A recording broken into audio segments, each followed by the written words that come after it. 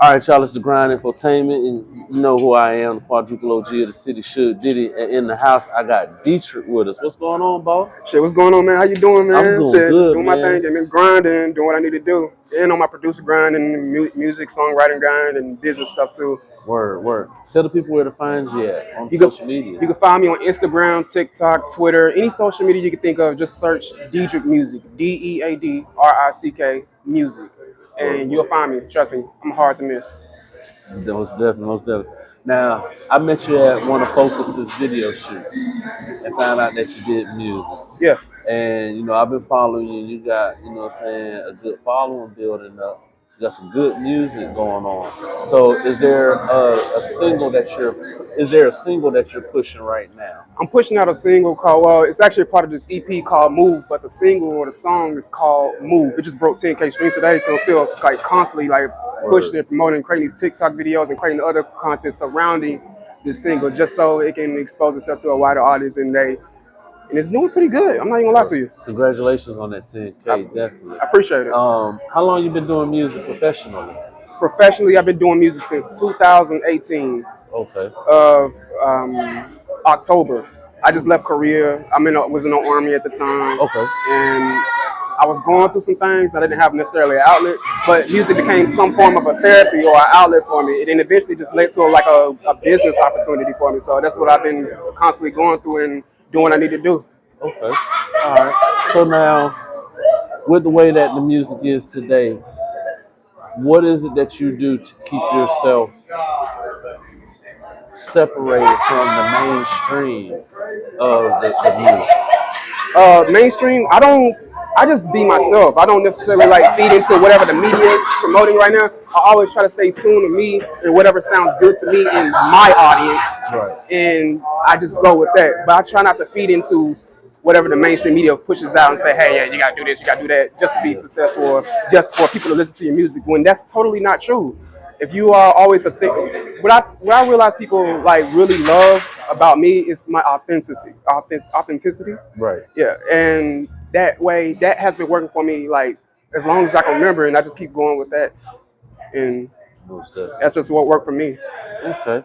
So now, with your music, what is your goal? Like, what is it that you want to accomplish with your music? What I want to accomplish, I just want to give. Okay, so this is like kind of like my brand identity. I'm like a dopamine shoot up guy that makes you want to feel good. All right. And whenever like ever since I was 15, like I never like necessarily like felt good doing what I was doing, like listening, going to school every day, even though it's important to do so and stuff like that. But the thing is, like me going by everyday life, it just wasn't like necessarily feeling good. For the first time I started doing music and I actually got into like the music industry and all that stuff, I actually felt alive and I felt good doing what I need to do. So I feel good by being myself and showing free expression, and that's what I try to like get people to do, because a lot of people feel like they're trapped in like trapped into this, like don't want to say community or whatever, but like they're trapped in like this little box and they feel like they can't be themselves. So I try to push out like that type of music because it makes me feel good just doing music, and I'm freely expressing myself through the music.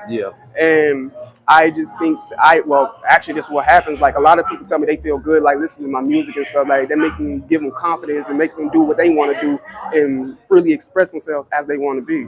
And that's what I stand for. Okay. Cool. That's great right there.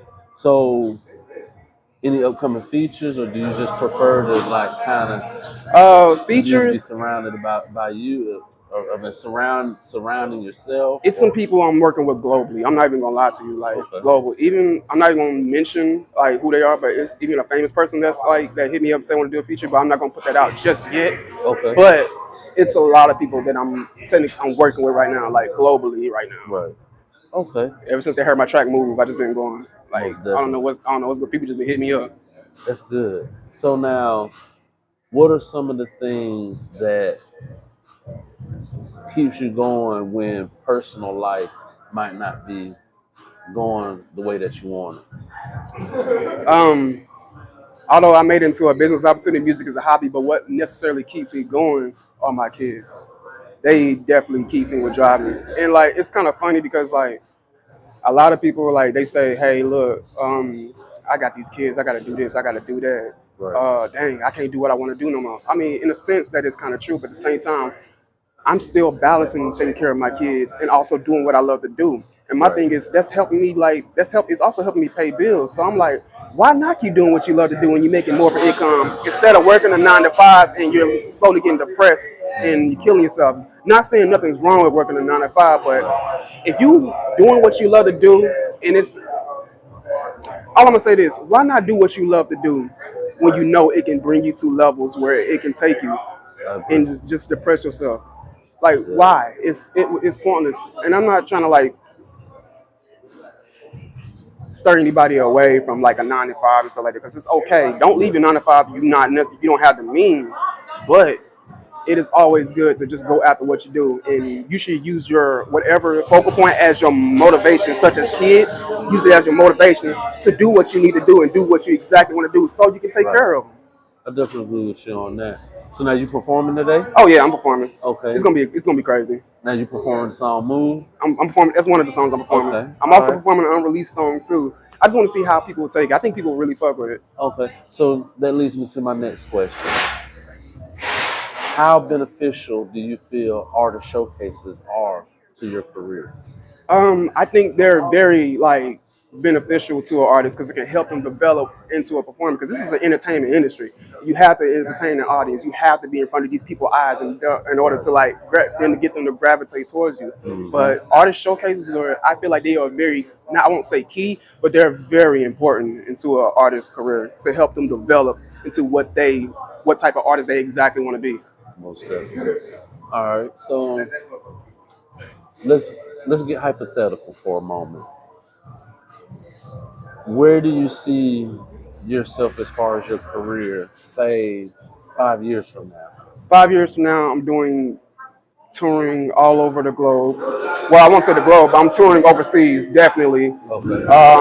Right now, I got some stuff going on statewide, but I definitely see myself touring overseas and making agreements with people, doing business deals and all types of stuff. Right. So now you got kids, and you're doing the music. So do you feel like at any point in time that's going to like run interference with you actually like spending the quality time with your kids and your family? It already does. But the thing is, I have an agreement with the mother of the child, and we work some things out. And whenever it comes to that time, We just work it out as is. But right now, it doesn't necessarily interfere with what I do. Okay. Because I still find time. Word. Okay. So now, what is something that you will offer aspiring artists as something to take into consideration of them wanting to get into this music game? Own your stuff. Own it. Don't let nobody dictate. Don't give nobody any choice to dictate exactly what you need out of this music industry. Don't put yourself in a position where people can necessarily like take over you because you didn't go through the proper steps on owning yourself. That's good. So now with networking, like how important do you feel networking is outside of your geographical area? That's key. That's the only way you will actually get further ahead. Not only besides like outside like the geographical area, but even inside. But networking is like one of the biggest ways that you want to get yourself like if you want to expand your audience. That is networking is big key. Although there are other things that come into play, but networking is key. I mean, to my experience. Yeah, I definitely agree with you on that. So now, what are some of the things with being an artist that may possibly discourage you about doing music? What really was it when I first started around is like, will people like this? Will people not like it? But then at the same time, I'm thinking like, why not this is me. So if I like it, I think somebody else will like it most likely. If they don't like it, then it is what it is. Because there's an audience for everyone. Right. But what the biggest thing that was stopping me in the beginning was because I wanted to be like, and I was kind of insecure about like saying, hey, would this person like my stuff or not? But now I've grown so confident and actually skillful in what I do. That way, I don't have no fear, no insecurities about it now. You just got to keep working at it, and just like sometimes just put yourself out there. You got to say forget it. Shit, what helped me? I just be like, okay, I'm gonna upload this song, put it out, stay away from my phone for a while.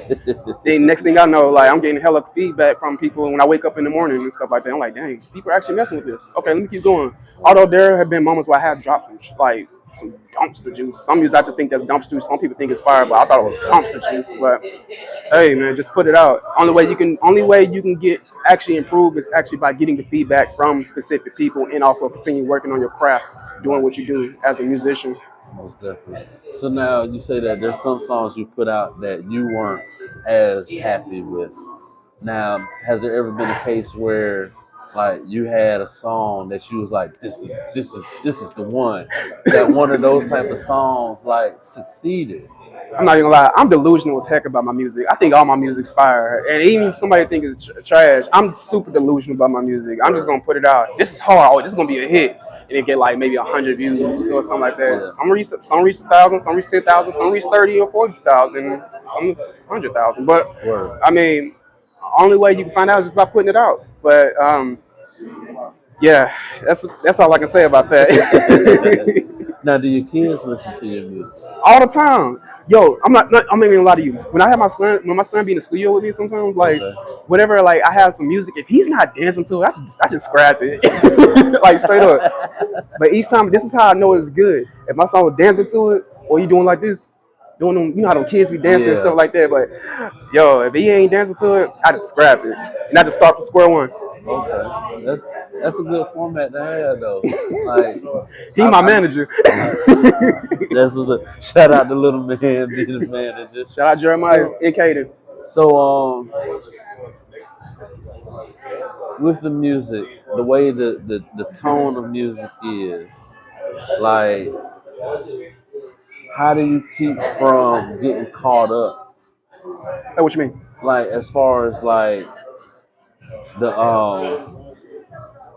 just aside, not really sounding like anybody, but like just making the music that, like, just staying true to yourself with the music, you know, and not letting not being a little culture vulture or taking somebody's stuff. Right. I don't know. That's kind of, I mean, I don't know exactly. I just, whatever I feel like sounds good to me, I just go with that.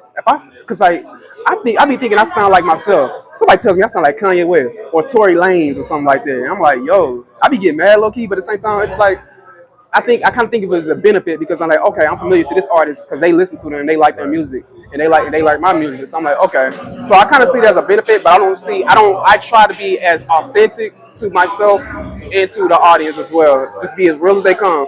Because I speak some real life stuff or real life stuff that I have going on in my music. And I just put it on there, but I literally stay real to myself. Like I always try to, as much as I can. I don't like that. I think it's very skillful if you can act out a whole life that's not you, but I'm just real to me. Most definitely. And to people that listen. So word. The boss man, I ain't gonna hold you up. I definitely appreciate you coming through to the grind. No problem. I got Deadrick in the house. Make sure y'all follow him. Tell him how to find you on social media one more time. Again, Instagram, Twitter, Snapchat even, TikTok, any social media, Deadrick Music, DEADRICK Music, DEADRICK Music. All right. That's for the ones in the bike that might not have heard the first time. But hey, it's the Grind Infotainment. I am your host, Suge Diddy. Got Deadrick Music in the house, and we out of here. Appreciate you, boss. No problem, man. Definitely.